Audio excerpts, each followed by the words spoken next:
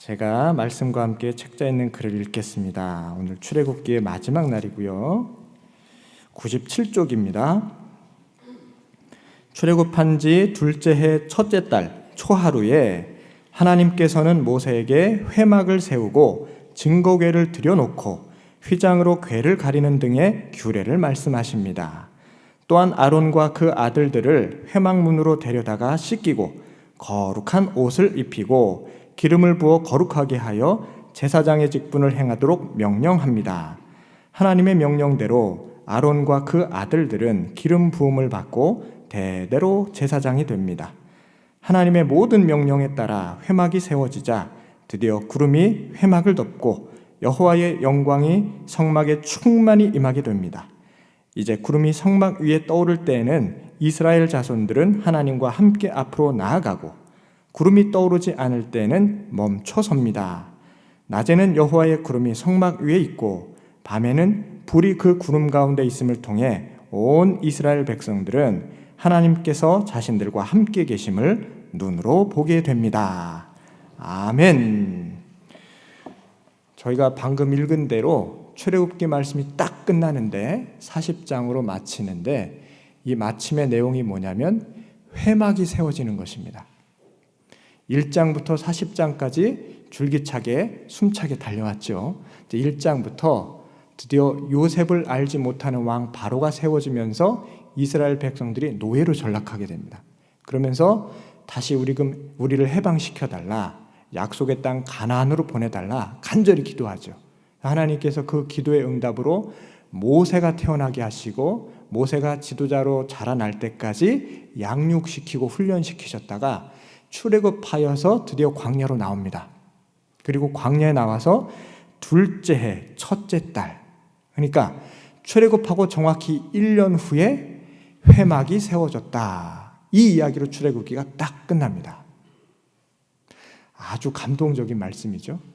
자, 그래서 이 시간에 우리가 이렇게 기도했으면 좋겠습니다. 하나님, 첫 은혜, 첫 감격을 잊지 않고 늘 기억하며 살게 하옵소서. 이렇게 기도했으면 좋겠습니다. 이 출애굽한 이스라엘 백성들의 마음이 어땠겠습니까? 회막이 세워진 걸 바라볼 때에 이스라엘 백성들 마음에 얼마나 큰 감동이 있었겠습니까? 이 사람들은 다 겪었잖아요. 이집트에 10가지 재앙이 내린 걸 봤는데 그 재앙은 우리 동포들, 이스라엘 백성들에게는 단 하나도 내리지 않았습니다. 그리고 온갖 기적과 이사가 펼쳐지면서 출애굽에 성공을 했고 하나님께서는 이집트를 심판하셨습니다. 광야에 나와서도 마실 물이 없을 때는 물을 먹이고 먹을 것이 없을 때는 만나를 주시고 메추라기를 주셨습니다. 이 놀라운 은혜를 다 경험하고 시내산 아래에서 십계명 돌판까지 받고 하나님 명령하신 그대로 드디어 최초의 성막이 지어집니다. 하나님이 임하시는 놀라운 장소가 이스라엘 백성들 사이에 지어졌다는 겁니다. 그 회막을 바로 바라볼 때에 이스라엘 백성들 마음에 얼마나 큰 감동과 은혜가 있었겠습니까?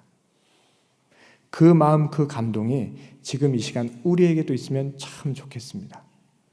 그래서 제가 우리 교회 지금 이 성전 언제 입당을 했더라 해서 역사책을 찾아봤습니다. 그랬더니 지금 이 자리, 이 예배당에 입당한 날이 1988년 5월 1일입니다. 정확히 30년 전입니다. 그날 기억하시는 분 계시죠? 처음 이 자리에 와서 예배드리던 그 순간, 이 예배당이 건축되어지는 그 1년 동안 예배할 공간이 없어서 대광고등학교 가셔서 예배드리셨지 않습니까? 그렇죠? 남의 집에서 더부살이하는 기분, 썩 유쾌하진 않잖아요. 그런데 그럼에도 불구하고 우리 교회가 세워지고 있기 때문에 언젠가는 이 예배당에 들어가서 우리가 한마음 한뜻으로 은혜의 감동으로 찬양하고 말씀드리리라. 그 소망으로 건축하는 기간을 다 보내고 처음 입당하셨던 그날 1988년 5월 1일의 그 예배, 그 감격, 그 은혜를 평생 기억하시기 바랍니다. 아마 이 자리에서 처음 예배 드리실 때에 눈물 흘리신 분들 많으셨을 겁니다. 하나님 너무 감사합니다. 이렇게 근사한 예배당을 주셔서 감사합니다. 주여 이 자리가 가득 차게 하여 주시고 하나님의 영광이 충만히 임재하여 주시옵소서. 이렇게 기도했던 것 기억하시고 평생 마음에 간직하셔서 하나님 첫 은혜, 첫 감격으로 일평생을 주님의 복된 인생 살게 하여 주옵소서. 이렇게 기도했으면 좋겠습니다. 저도 저 자신을 돌이켜봤습니다. 내가 처음으로 목사 안수 받았을 때에 그 감격이 여전히 나에게 남아있을까? 저는 언제 목사가 됐냐면 2004년 4월 20일 날 목사가 됐습니다. 14년 됐어요. 목사 안수를 받은 지. 제가 목사 안수 받던 날 펑펑 울었습니다. 아, 내가 목사가 되었구나. 기름 부음을 받아서 구별되었구나. 이제는 인간된 김일석이 아니고 성별된 김 목사로 살아가야 하는구나. 이런 은혜, 이런 감격, 벅참 이런 게 물밀듯이 밀려와서 계속 울었던 기억이 납니다. 제가 목사 안수 받았던 자리가 바로 여기입니다. 이 십자가 밑에서 2004년 4월 20일에 제가 서울로의 교회에서 전도사로 봉직하고 있었거든요. 우리 신일교회에서 봄노회가 열렸습니다. 제가 바로 이 자리에서 목사 안수를 받았습니다. 14년이 됐어요. 그래서 말씀을 준비하면서 그때 그 감격이 여전히 내 안에 있는가 다시금 돌이켜보았습니다. 아론과 그 아들들이 에봇을 입고 기름 부음을 받고 대대로 제사장으로 임명되지 않습니까? 제가 이 본문을 읽으면서 나도 하나님께서 제사장으로 부르셨는데 하나님께서 기름을 부으셨는데 과연 성별되게 살 수 있었나? 하나님 부르심에 합당하게 살아갔나? 저도 돌이켜 보았습니다. 그래서 저도 다짐해 보았습니다. 하나님, 첫 은혜, 첫 감격, 제가 처음 목사가 되었을 때에 그 감동으로 일평생 살아가게 해주시고 그 은혜를 만나는 누구에게나 끼칠 수 있는 그런 목사 되게 하여 주옵소서. 저도 다시금 결단했습니다. 그러니 우리 성도님들도 이 자리, 이 예배당에 처음 들어오셨을 때, 처음 입당하셨을 때의 그 감격으로 일생을 살아가시고 또 나를 처음으로 인격적으로 만나주신 그 하나님, 내가 처음 살아계시고 역사하시는 그 하나님을 만났을 때 거듭남의 감격 기억하시고 늘 하나님을 찬양하며 살아가시는 여러분 되시기를 간절히 소망합니다. 제가 안타까운 것은 이 회막을 처음 봉헌하고 은혜의 감격 중에 살았던 이스라엘 백성들이 불과 넉 달 후에 가데스 바네아 광야에 이르러서 가나안의 정탐꾼을 파송했다가 그 보고를 들은 후에 완전히 변절합니다. 불과 넉 달 후에 회막이 봉헌된 것을 보고 넉 달 후에 가나안 땅의 백성들이 저렇게 키가 크고 힘이 세다 하니 어찌 우리가 감히 그 땅에 들어가겠는가? 우리 백성들은 마치 메뚜기와 같은데. 이 마음을 품고 우리는 못 가겠다. 가나안 땅 못 간다. 다시 이집트로 돌아가게 해달라. 이렇게 모세 앞에서 원망 불평을 합니다. 이게 사람의 인지상정입니다. 첫 은혜, 첫 감격을 눈으로 목도할 때는 일평생 이렇게 살아갈 것만 같았는데 시간이 조금만 지나면 금방 마음이 변하는 것이 사람입니다. 그래서 늘 기도했으면 좋겠습니다. 하나님, 그 처음 받은 은혜, 처음 받은 감격 살아 숨쉬게 하여 주시고 언제고 나를 움직이는 믿음의 추동력이 되게 하여 주시옵소서. 더욱 뜨겁게 기도했으면 좋겠습니다. 두 번째는 우리 이렇게 기도했으면 좋겠습니다.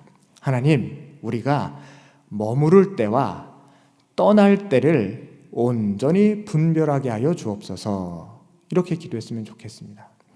우리 말씀 한번 같이 읽겠습니다. 36절과 37절의 말씀입니다. 36절, 37절 같이 읽겠습니다. 시작. 구름이 성막 위에 떠오를 때에는 이스라엘 자손이 그 모든 행진하는 길 앞으로 나아갔고 구름이 떠오르지 않을 때에는 떠오르는 날까지 나아가지 아니하였으며. 아멘. 이스라엘 백성들이 머무를 때는 언제였냐면 구름이 회막에 가득하였을 때, 이때는 움직이지 않고 머물러 있었습니다. 그러면 언제 출발해서 움직입니까?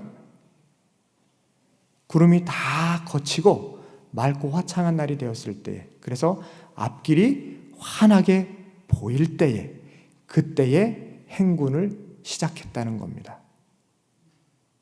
하나님께서는 우리의 나아갈 길과 머무를 때를 가르쳐 주시는 분입니다.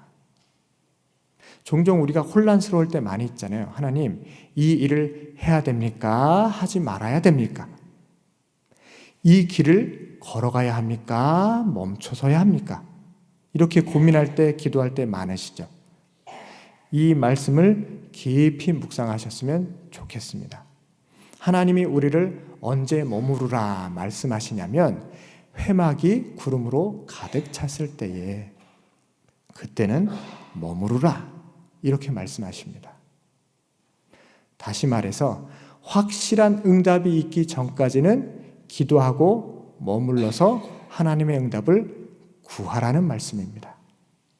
구름이 뭘 나타나겠습니까? 회막에 가득한 구름을 봤을 때 이스라엘 백성들은 어떤 기분이었을까요? 구름이 가득 찼을 때에 우리는 막막함, 답답함, 불안함, 초조함, 분별하지 못함, 이런 기분이 들죠.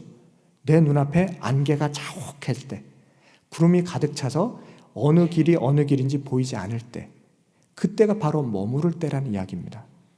막막하고 불안하지만, 길을 분간할 수 없지만 그때가 바로 머물러 무릎 꿇고 기도하라, 이렇게 말씀하신 하나님의 응답입니다.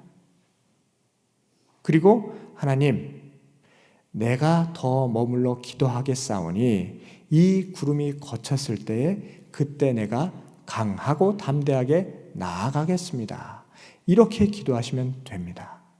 하나님께서는 애매하게 응답하지 않으십니다. 옳고 그름을 바르게 분별해 주시는 하나님이십니다. 언제 나아가야 할런지, 어디로 나아가야 할런지 일러주시고 가르쳐 주시는 하나님이십니다.